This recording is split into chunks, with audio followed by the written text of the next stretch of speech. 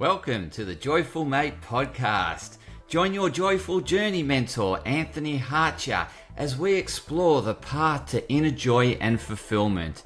Each episode we dive into the science of happiness, share personal insights, and invite you to be part of this interactive book writing adventure. You'll hear from experts in the field of joy, happiness, and fulfillment who will share their wisdom and experiences. Let's embark on this journey together. Let's make happiness part of your everyday. Welcome on the Joyful Mate podcast. How are you, Asia Lee? I am amazing. How are you? Awesome. So great to have you on the show and really looking forward to sharing your insights with the listeners on happiness, joy, and fulfillment. But before we get into that discussion, I would love you to share with the listeners a story about you, how you've arrived at what you're doing today. Please share your story. Well, my name is Asia Lee, and I am a transformational life coach. I also do motivational speaking and empowerment within the school systems, and I speak to a lot of different parents about mental health advocacy. The basis of how I got started into my life coaching was when I really started to turn my own life around, and I was going through a lot of emotional turbulence, and I just needed some direction on how to get my life in a better direction. And I started focusing on emotional intelligence. And once I started learning those aspects, it just led me in the direction of helping other people find better ways to increase the quality of their life mentally, physically, and emotionally. So that's where I got on my path and my journey. And then now I'm just all things mental health awareness because I understand how much we're all facing on a daily basis. And a lot of people don't have healthy coping mechanisms to get through life. And sometimes life can be so overwhelming that it swallows people up. So I just like to, save as many people as I can. Beautiful. Love to hear that, Asia Lee. And let's get into emotional intelligence. I'd love to have that discussion with you because our emotions, as much as they're there to assist us in terms of getting away from predators and seeking prey, they can also run our lives and really dictate how we feel and experience life. So let's talk about emotional intelligence and we can go from there. Okay, so emotional intelligence, if most people don't know, is basically like four tiers of self awareness, self management, social awareness, and relationship management. So it's like personal competence, how well you understand yourself, and then social competence on how well you understand the world so that you can be able to maneuver in a healthy way, right? Like understanding your triggers, understanding the things that aggravate you so that you don't project negative behavior. Emotional intelligence is really about doing whatever you can to make the best out of a negative situation, right? And usually, a lot of times, we don't often do that. Like, we usually give into the emotions of others. If someone's aggravated, then you meet them with aggravation. If someone is frustrated, then you meet them with frustration instead of understanding what's happening in the world around you, what's happening within yourself, and how you can maneuver positively. So that's what the basis of emotional intelligence is really about. Yeah, well summarized. And like, as you said, it starts with self-awareness, right? So, because if we're not self-aware, we're just on autopilot, right? We're just carrying on. Like, so as you said, like the minute someone, gets angry at us, we're straight away angry back. It's a fight or flight response. And as opposed to having that awareness, okay, they're angry about something. I'm not quite sure what it is. I need to ask more questions or better understand why they're so aggravated or upset, and really just being that aware that someone else is responding emotionally as opposed to just reacting, right? Mm-hmm. Mm-hmm. And like you said, the difference between responding and reacting. A reaction is usually emotionally charged, while a response is more thought out. You understand the situation before you just say the first thing that comes to your head. And I feel like when we're socially aware, it makes it easier, especially when you're self-aware. If you're self-aware, then you understand the things that agitate you so that you're not so easily agitated. And I used to be that way because I grew up in a household where my mother was was easily agitated. And so I kind of like adapted those emotions myself. And that happens to us a lot. We don't realize the things that we go through in childhood is what molds you as an adult. So if you're not self aware of these different aspects, then you'll just walk around thinking that it's everybody else is the problem besides you. And you don't realize that you're easily agitated and you're confrontational and you are these different things that add the stress to your life that you say that you don't want. So I try to get my life coaching clients to understand that when it comes to emotional intelligence, everybody wants peace in their life, but we don't realize that sometimes we contribute to not having peace because we're not emotionally intelligent. My best example is if someone talks about your child. A lot of parents, and I'm not a parent, so there's a level that I don't understand that I know if I had a child, I would be extremely sensitive if somebody talked about my child as well, right? But emotional intelligence says a person knows that that will trigger you the most, so that's where they try to dig you. Now, when you're emotionally intelligent, you wouldn't even give into it because you know that that's your trigger. You know that that'll lead you to further negative behavior, and you know that that person is doing it because they want to get you to react instead of respond. And so that's one of those things where I try to show people like emotional intelligence is about you. It's not about the way other people do things. It's about you being responsible for yourself and the things you do, the things you say, and making sure that you're living true to wanting to live a peaceful life, because it's so easy to say it, but do you do it?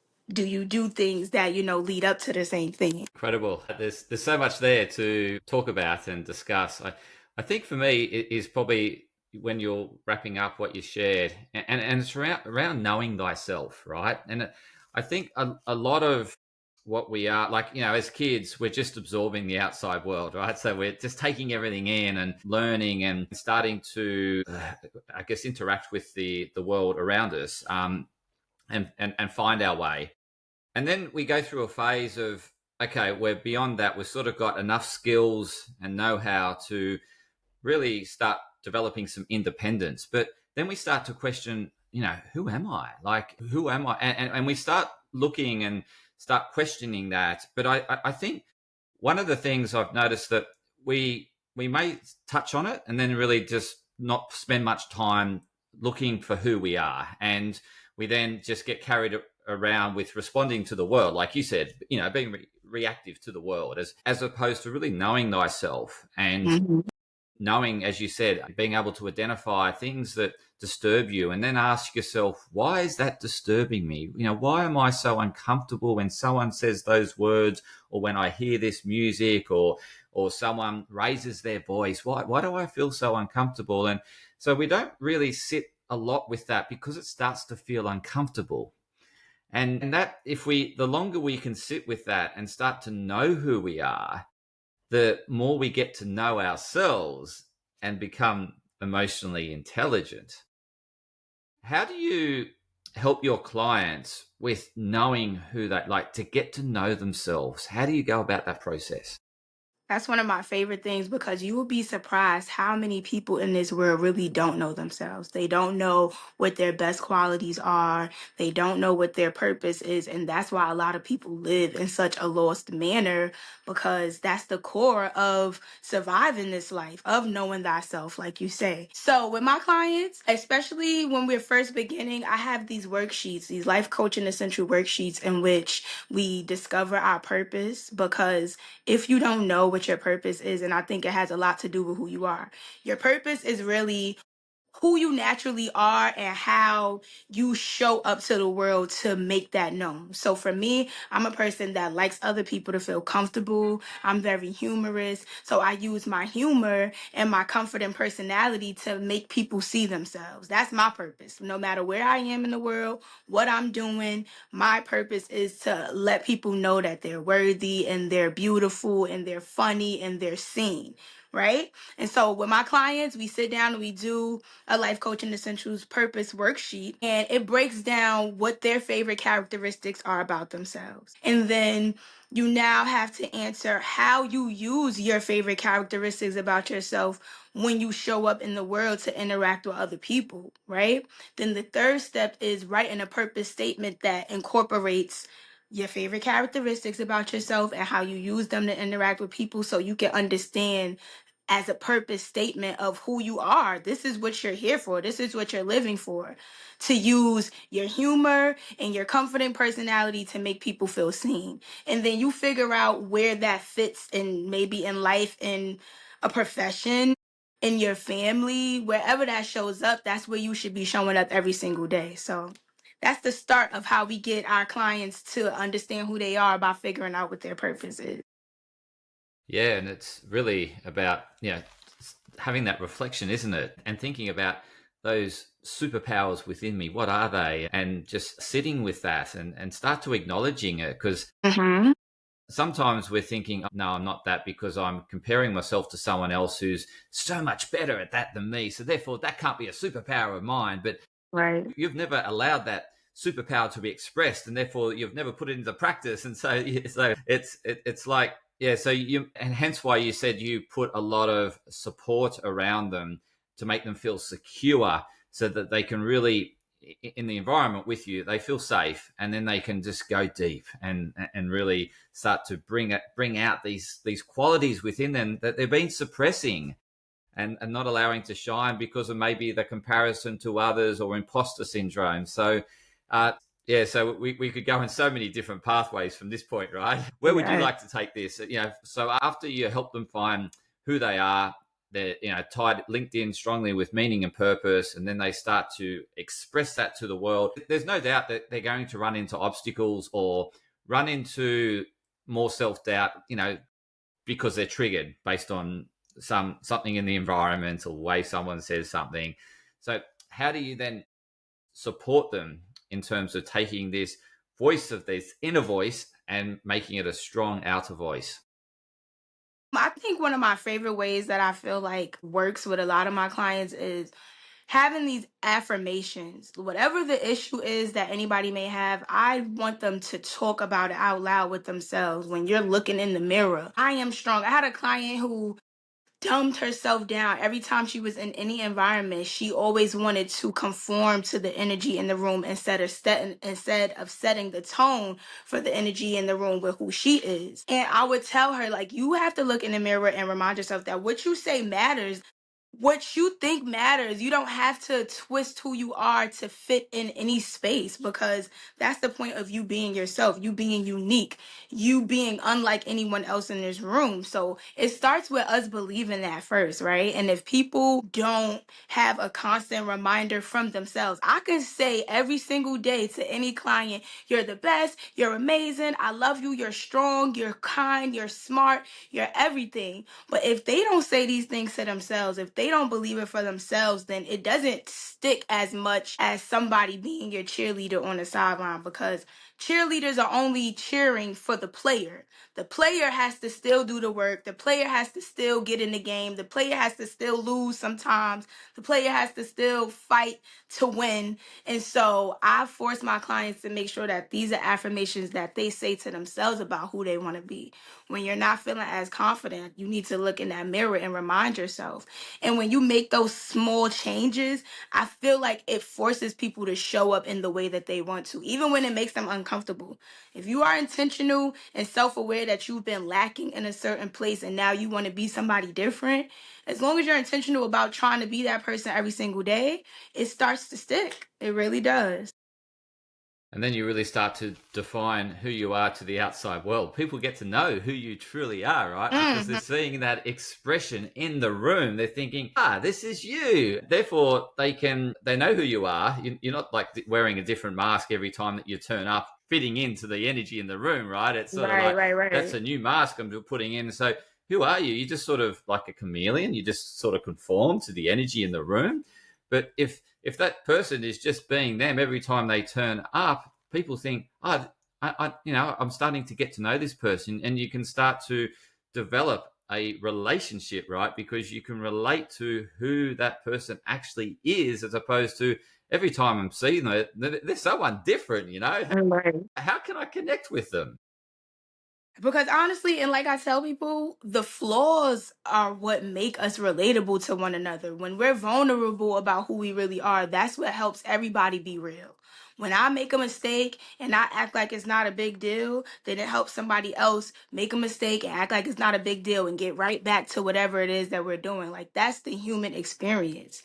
We're not supposed to be perfect. We're not supposed to do everything right. We are supposed to be here to learn from one another, from ourselves. Just relax. Just relax into yourself. And the more that you relax into yourself, then you get a better understanding of why you're here, you know? So that's my favorite part. And when people have their eureka moments and they start feeling more comfortable in who they are instead of having to conform to the spaces that they enter, that makes me feel full. That's all I care about. That's all I'm here for. And and then they start to realize the spaces that they're in that are them, right? That resonate with their energy, right? As opposed to trying to always conform, you can never find that environment that you feel that, hey, these are my people, this is my tribe, right? It's that you're sort of going to these places, being a different character, putting on a different mask, and you just don't know. Like you just can't read it, right? Because you're trying to be someone different. You're trying to think, oh, and you're sort of bouncing around and becoming lost in that process of wearing different masks and not being yourself. Now, so this person starts to go out and starts to express themselves and showcase every room that they enter. This is me. This is who I am. But initially, that's a bit uncomfortable, right? Because in the past, they've always done the conforming, fitting in. So, yep, fit in with the energy. This is how I play the game of life. But now they're turning up and being themselves, and they're probably thinking, it's a bit uneasy. How do you then, encourage this persistence? Because with, the persistence of just showing up of who you are, it gets more comfortable, right? Exactly how it goes. And I feel like in any transition in life, it is going to be uncomfortable. That's the point. It has to be uncomfortable. That's how you know that you're changing. Like, I used to be a person that needed other people to do things with me. And then I got into a place where I just wanted to start exploring who I am without being influenced by other people's energy. I would go to the movies by myself. I go to poetry events by myself. And I'm like, I'm very outgoing. I can be an introvert and I can be an extrovert. That's just who I am when I'm feeling however I'm feeling. Sometimes I just want to sit and watch. Sometimes I want to mingle and talk to everybody that's sitting next to me just because I compliment what's going on. I compliment the way people look. It depends, and it's all about that trial and error of getting to know yourself. But it is going to be uncomfortable. And you have to be willing to be uncomfortable because a lot of times we're already uncomfortable in the comfortability that we have formed so long, but then we rather just stay uncomfortable in the comfortability instead of being uncomfortable in the uncomfortability that will eventually lead to comfortability and lead to the happiness that you want, but you just have to take that leap of faith. And a lot of people don't because the unknown is scary. It is true. And I know that for myself. And that's why most things that I don't know about, I just jump right in because I'll never know if I never try.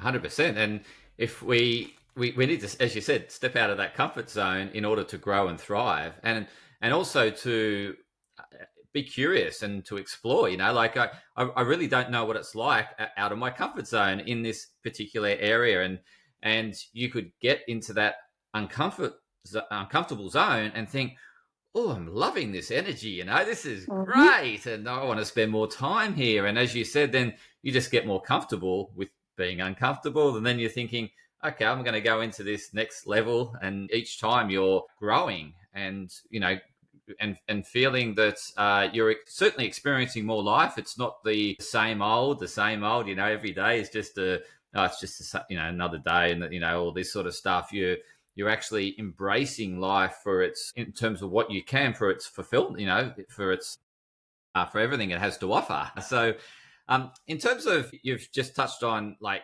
happiness, because as like you've gone about it in terms of building foundations of like knowing thyself, starting to express thyself, and then that gets to knowing who you are. You know who you are authentically, and you start to find your people and feel connected with those people because you can relate to them, because you know who you are. And then that builds up a certainly layers of fulfillment, right? Because Mm-hmm. you're turning up and being your authentic self. What else is it that we need to be working on in order to feel more fulfilled? Okay, one thing I wanted to go back on before I even answer that. I love what you said that a lot of times when we don't know what's going on, we try to use anxiety as the filler word. Like, I'm anxious about doing this or that. And recently I learned to use the word that you use. I'm curious about it. Just because I don't know what's going on, curiosity is a more of a positive word than to use than anxiety and fear. Curiosity is like, hey, I don't know what this is, but I want to see and I want to learn. Whatever happens, happens. So that's one thing that I wanted to say. But as far as getting more fulfillment out of life, what I think is what helps us get there is really spending time with yourself. Because if not, then I think we're always chasing a situation, a relationship, a status, maybe money, maybe wanting to be married, maybe wanting to have children. We're always chasing these other things to feel like I'm fulfilled. And then if they're taken away from you in any way, if you get a divorce, if a relationship breaks up, if your children don't like you after you had them, if it's not the best relationship, then you feel unfulfilled. And so I'm learning from myself that I think real fulfillment has to come from how I feel about my in every moment. And that changes. That changes every day. And so I'm learning that that's okay. It's okay for the way that you feel about yourself to change. It's okay for you to want more in different aspects, but it really has to be based on what you want for yourself. My main focuses are my mental health, my physical and emotional well-being. So I go to the gym. I'm on a journey right now of trying my best to eat more healthy because I didn't grow up in a household where fruits and vegetables and all of these different things that I'm now teaching myself is the way for me to live longer. That just wasn't the norm. Like, it's fried chicken and it's fried food and it's macaroni and cheese and it's grease and it's collard greens and it's all of these different things. But now that as I get older and I learn myself, I know that I value nutrition over, living to eat, right? We want to eat to live. So that is what I really believe is like the basis to finding real fulfillment in your life. Just understanding what makes you happy by yourself in your own energy. I like to sit and color. As old as I am, I'm 31 years old and I enjoy coloring. It brings me peace. It's nostalgic. It feeds my inner child. I used to love coloring as a kid. And as we get older and we go through things in life, sometimes we forget what our little quirky passions are that we need to get back to. And so I try to encourage people like, what are those little things that you used to do that you haven't done in such a long time? You like video games, anime, cartoons. Dig into the things that you enjoy. I crochet. I like to go to the gym. I like to bike ride. Like, those are the things that make me feel full. When I'm taking care of myself, when I do yoga and slow down, do some meditation, it makes me happy. Absolutely. So you're tapping into what is fulfilling for you as opposed to looking extrinsically and thinking this person's smiling when they do this. Therefore, if I do what they're doing or obtain what they're obtaining, I should feel smile and happiness. And then they chase that and then they realize, oh, I've got that now, but hey, I don't feel like that person felt when they got it or experienced it. And it's because we're all Absolutely. completely unique and different, right? And we need to tap into our inner, who we are and what we like, and do more of that as opposed to that constant looking outside for fulfillment, as you said, Mm-hmm. and looking outside for happiness. It's all going to come from within, and we can control that, right? We can't control the outside world. We can Right. only can control how we respond to the outside world, like you said at the start. Absolutely. Yeah. So, Asia Lee, it's been an incredible conversation, and I've really thoroughly enjoyed it. Very insightful, and I'm sure the listeners got so much from it. Now, how can they best connect with you? You can find me on Instagram and TikTok. My personal page is phenomenally PHENOMENAL dot Lee with 4 E's. And my motivational life coaching page, if you ever wanted to book a session, that's on Instagram as well at the_leaders_leader. So yeah, and TikTok, that's my same handle on TikTok as well, the_leader. If ever you want to connect with me. I also have my coaching page. If you want to go to mymentor.life/Asia Lee, that's another place that you can find me if you need to connect. But if you just want to be friends, follow me on the Instagram and TikTok. And I'm always here to motivate, encourage, inspire, uplift.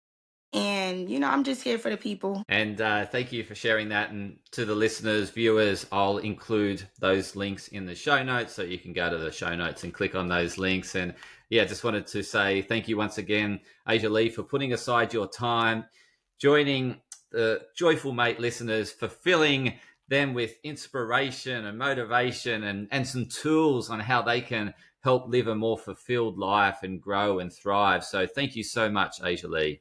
Thank you so much for having me. This was so amazing.